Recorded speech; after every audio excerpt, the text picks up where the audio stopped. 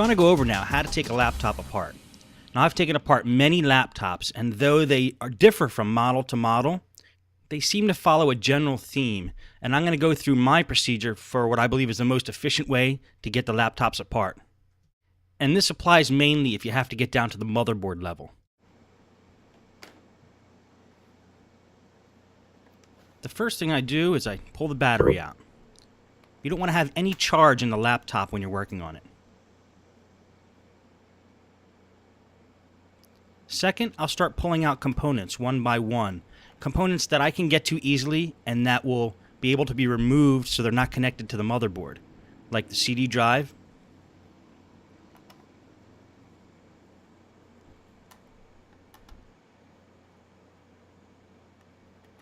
And here I'm getting to the RAM. There's one stick in there. You just grab the two ends of the RAM holder and it'll pop up. Sometimes you have to use a device to get in there if it's too tight. And you pull the stick of RAM out. Then you have a wireless card. And wireless cards have that antenna. It's usually a black, gray, or white cord. It just pops right off. And again, the wireless card comes out just like the RAM does. Now we're going to get the hard drive out. And this laptop actually already has the hard drive taken out, but we'll take the cover off. Now what I really want to do is get the screen off, because the screen's going to be in the way. I want to remove it from the equation. To get to the screen in most laptops, you have to take this cover off, and that gives you access to both the keyboard and the screen. I call it the hinge cover plate because it covers the hinges. And the way to get that off is usually to just pry it off, unless it's held in by screws, and that's why I turn the computer over. I'm going to remove any screw that appears like it's directly under the hinge cover plate that could be fastening it on, because I've pried that hinge cover plate off in the past and sometimes it's screwed in from the bottom and it breaks. So rule number one, if you have to force anything off of these laptops, stop what you're doing. It's probably going to break. So I just play it safe and remove all the screws that could possibly be holding that hinge cover plate on. And the only way I'll be able to tell is when I go to attempt to take the hinge cover plate off. So just lining it up. I lined up how big that hinge cover plate is, and I'm just removing any screw that's directly under that. And this computer actually has a lot of them. Most computers don't have this many screws directly under the hinge cover plate.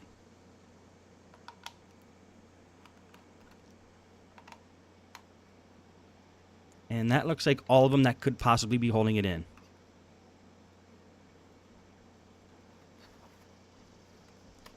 So now we flip it over, open it back up again, and now we attempt to remove the hinge cover plate, knowing that any screw that could possibly be holding it in is removed. And one way to get to it is to push down the keys and pry under the keys, being careful not to damage the keys when you do that. Or if that doesn't work, look for some other entry point, like there was right under the hinge. And then what you have to do is kind of jiggle it, and it'll pop off. Now we have access to the keyboard, and it's going to take the 4 screws off that are holding the keyboard on. Now that hinge cover plate in some computers might have a ribbon cable attached to it, or might be fastened in a different way, but they're all generally about the same. It's kind of snapped in there, sometimes with and sometimes without screws holding it in. And keyboards, sometimes they have screws like they have in this one where I'm pulling them off now. And they always are attached by a wide ribbon cable that you just grab by both ends at the connector and pull it out. Now I'm disconnecting any ribbon cable I see. This is for the touchpad. Because when I take the top plate off of this computer, that ribbon cable is still going to be connected unless I remove it right now. Now I have access to the screen, and this is the LCD cable I'm pulling off now. And these 2 wires here go to the wireless card. You're going to find in a lot of laptops, the wireless antenna go through the computer to the bottom, to the wireless card, all the way up to the top of the screen. So you have to kind of fish it through the computer and pull it back. This way you could get the screen off. If we didn't pull these wires back, we wouldn't be able to remove the screen. And then we'll start removing screws from the hinges on the screen. This particular computer has 3 hinges that go straight down and hold the screen to the base. 1.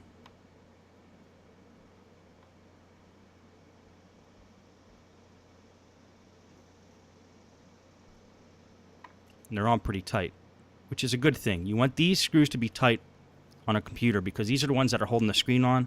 You don't want the screen to be flapping around. And then we'll pull the screws out of the other side. Now, if you'll notice what I'm doing with the screws after I'm taking them out of the computer, I'm putting them loosely in certain piles so I remember where they go. And we're going to talk more about this at the very end of this video, so don't get too hung up on wondering what screws go back into the computer and what positions. We will address that because that's definitely a big question.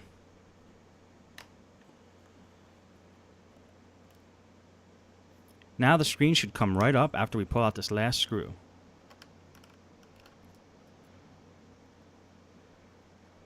The screen pops right out. Now our objective is to remove the top part of the case from the bottom part of the case so we get to the motherboard. So let's get that ribbon cable unattached.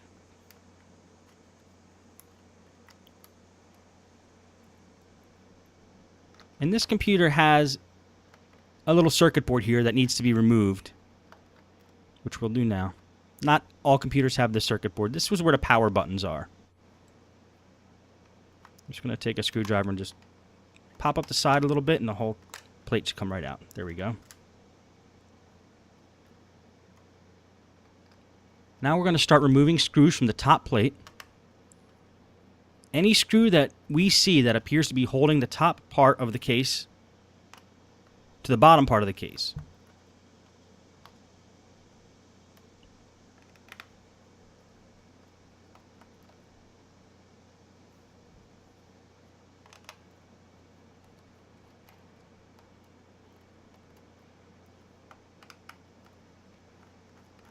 And we're going to do our best to find every one. And we'll know if we missed one because the cases won't come apart. And now we want to turn it over and remove any other screw that appears to be holding the 2 cases together.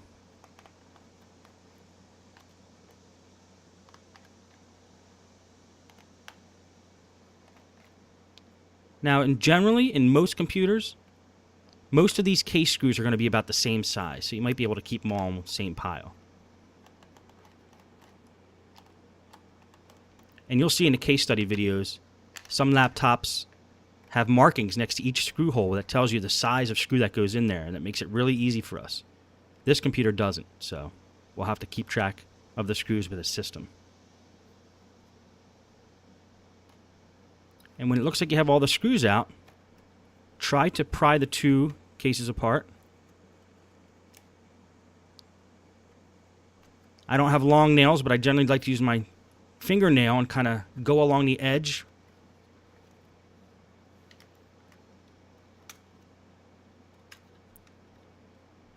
And just find some entry point where there's already a little bit of an opening there, a gap that you can get your nail in and kind of bring it all around. And try to get these 2 cases apart. Remember, don't force anything. And it looks like this is being held in by something, so let's check for screws. And yes, I forgot 1 screw on the top part of the case. Let's see what happens once we get that out. It's coming apart much easier now. So I'm glad that was in the video because I want you guys to know if it looks like it's not coming apart easy, there's probably a screw holding it in somewhere that you missed. Now we have access to the motherboard here.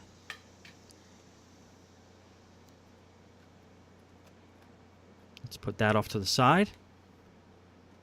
And we'll attempt to remove the motherboard now from the top part of the case. This big black device here is just the speakers, and that attaches with a connector to the motherboard.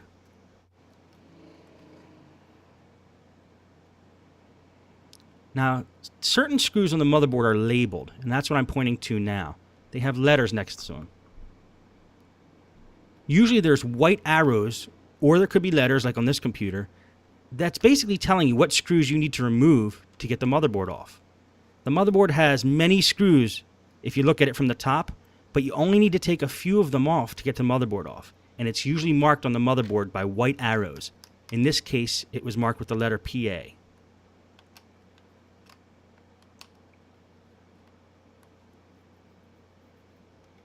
Now this little piece here is just an extension for the battery.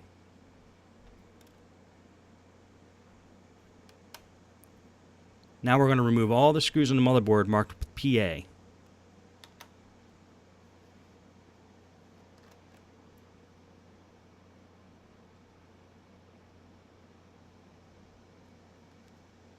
And when it looks like we have them all, try to pull the motherboard out of the case, gently.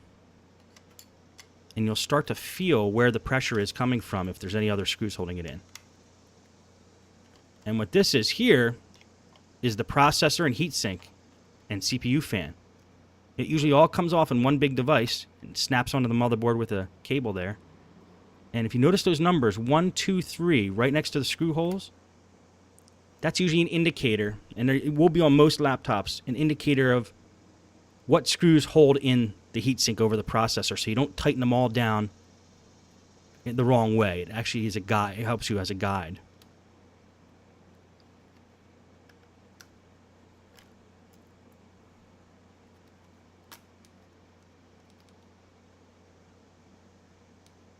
And again, once you think you have all the screws, just slowly pull up the motherboard, and you'll start to feel it if you missed one. And this should be the last one there. And just kind of jiggle it until it starts to come loose.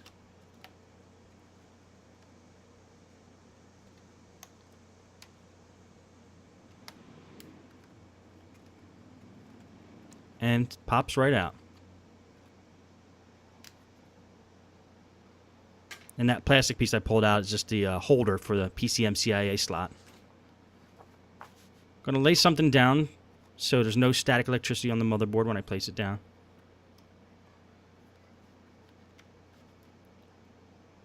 That's just an adapter that I pulled off there for the power jack. And let's clean it while we have it out. I always take the opportunity to clean the pieces when I get them out. And I use the paintbrushes for this.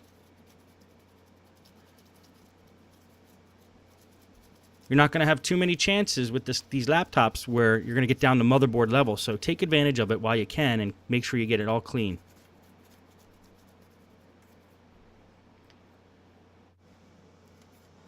And since you have the fan out for the processor, blow it out with compressed air.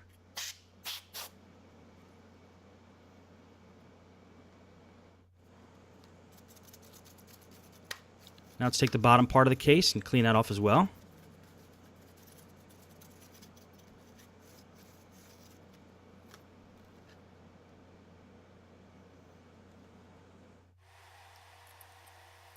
And now, say if you did have to do a motherboard replacement, you got to start putting everything back together again.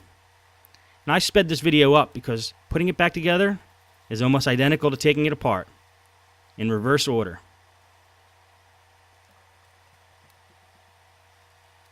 Put that power adapter back on.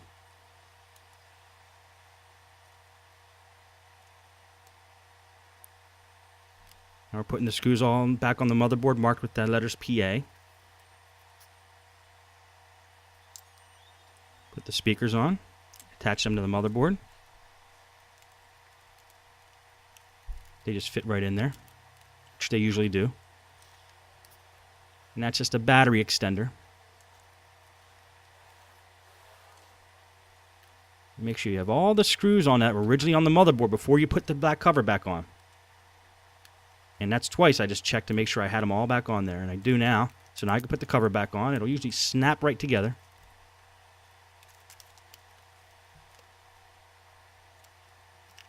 And now start putting the screws back in.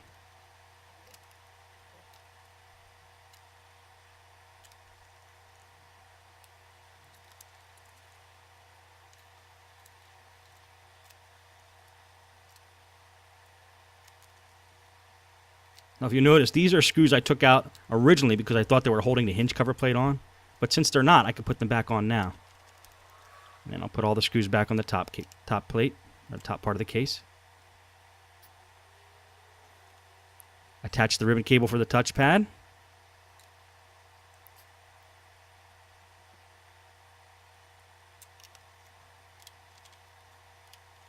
Looks like I put the wrong size screw in there, so I'm going to take a couple out and put them all back in.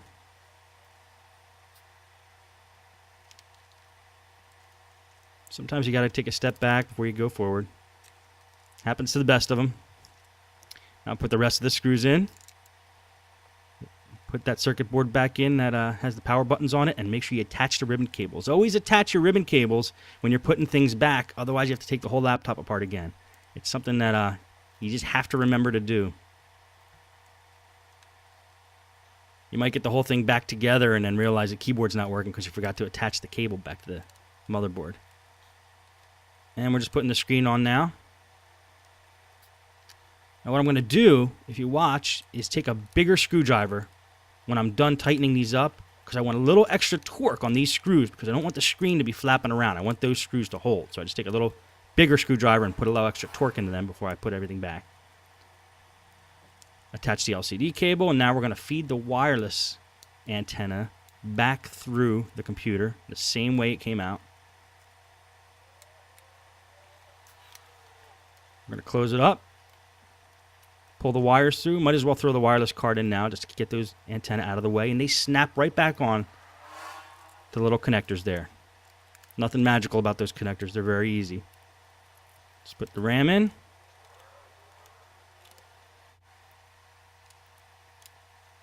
Put some remaining screws back on the bottom of the case here.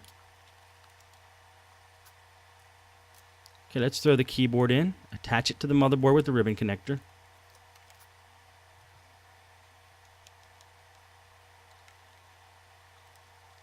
Attach the 4 screws to hold it on. Put the hinge cover plate back on.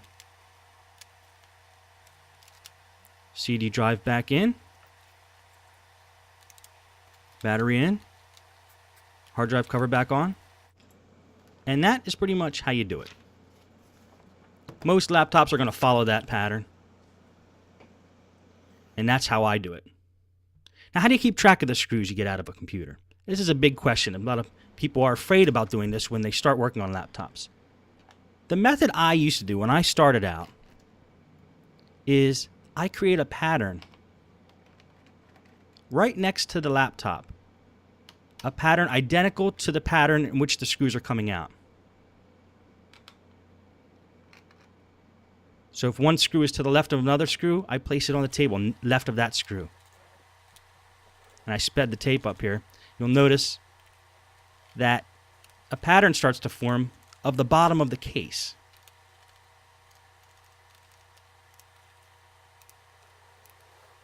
And now I know where each screw goes when I go to put them back. Some people use containers. And they'll say, every screw I take out of the bottom case, I'm going to put in container number 1. So I know that all the screws in container number 1 are used for the bottom case.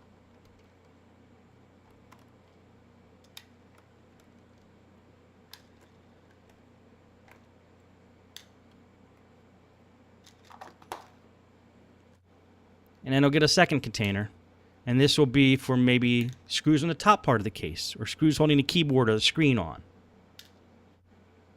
And then when you're down the motherboard level, there's more screws. So you could use another case for that.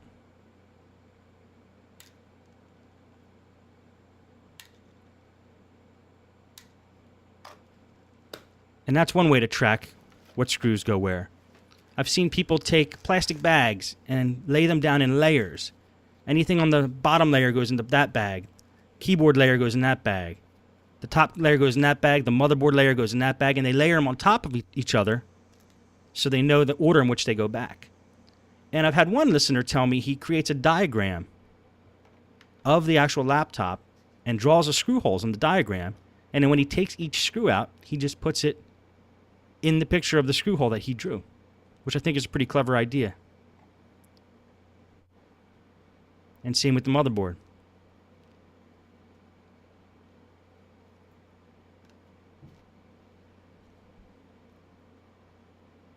And he does that for each layer that he has to. Well, that's pretty much all you need to know for now. If you watch the case study videos, you'll see some of these techniques to put in action, and I think then you'll be ready to do it yourself. Good luck.